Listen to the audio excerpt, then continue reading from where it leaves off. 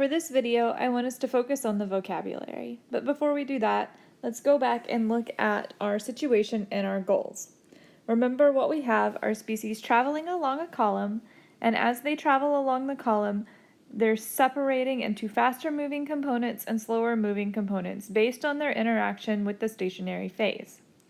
What we want to do is we want to have tight bands as they exit the column so that we get very tall peaks that are very narrow. But we also want to give it enough time that the peaks can actually separate. And this is a trade-off, but there are good ways to approach this trade-off. Before we can do those, we need to know all of the terms so that we can talk about it. That's the point of this video. Let's start with the distribution constant, which should look really familiar given our lecture the other day looking at the partitioning of an analyte between an aqueous phase and an organic phase in a liquid-liquid extraction. The distribution constant, which is capital K, is simply the ratio of the activity of the target analyte in the stationary phase to the activity of the analyte in the mobile phase. This is a simple equilibrium between the mobile phase and the stationary phase of the target analyte, just like we looked at before. If we can make this statement that the distribution constant is also equal to the concentration of the analyte in the stationary phase divided by the concentration of the analyte in the mobile phase, and if we can say this over a wide range of possible concentrations, then we have linear chromatography and we will get Gaussian peaks, which will make our life a lot easier.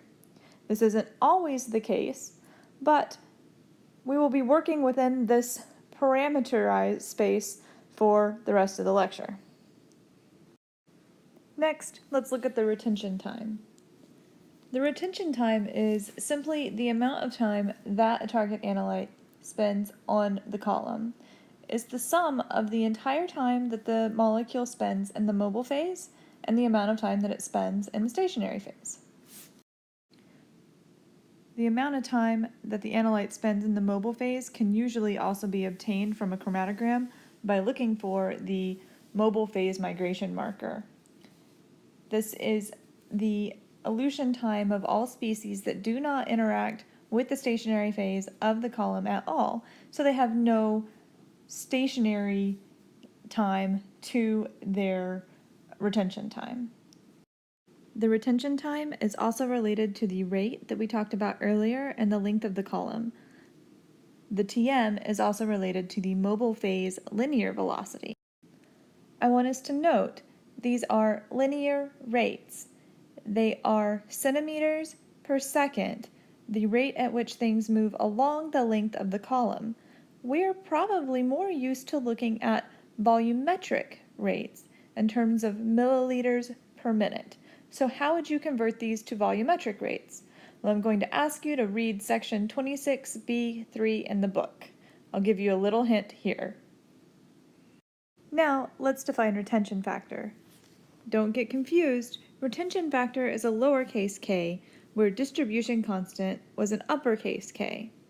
It is related to the distribution constant via this relationship, but it's very easy to find from a chromatogram because it's easy to calculate based on the retention time of the species and the mobile phase retention time.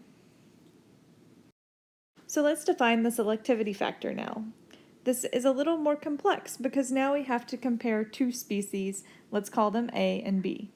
We can define the selectivity factor in terms of the distribution constants, or in terms of the retention factors, or we can find it directly from a chromatogram.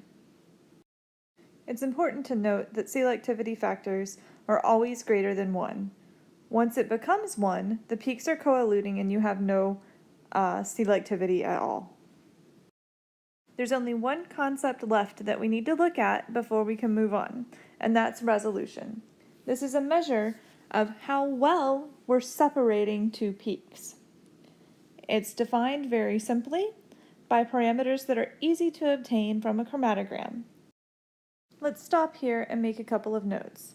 First, resolution cannot be negative because we will always define peak B as being the later peak with the greater time.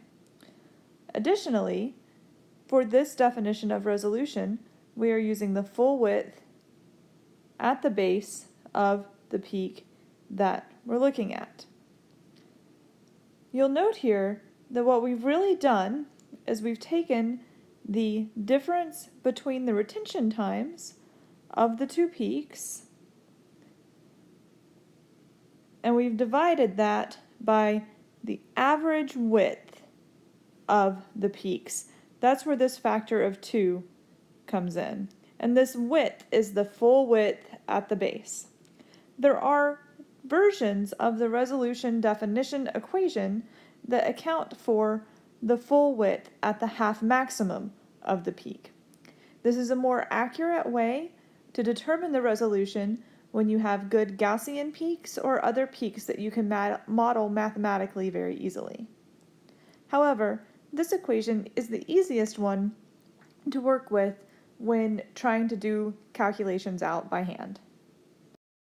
Before you move on to the next video, I'm going to recommend that you stop and do exercise 1, which will help walk you through some of the limits of resolution that help us define how good separations are.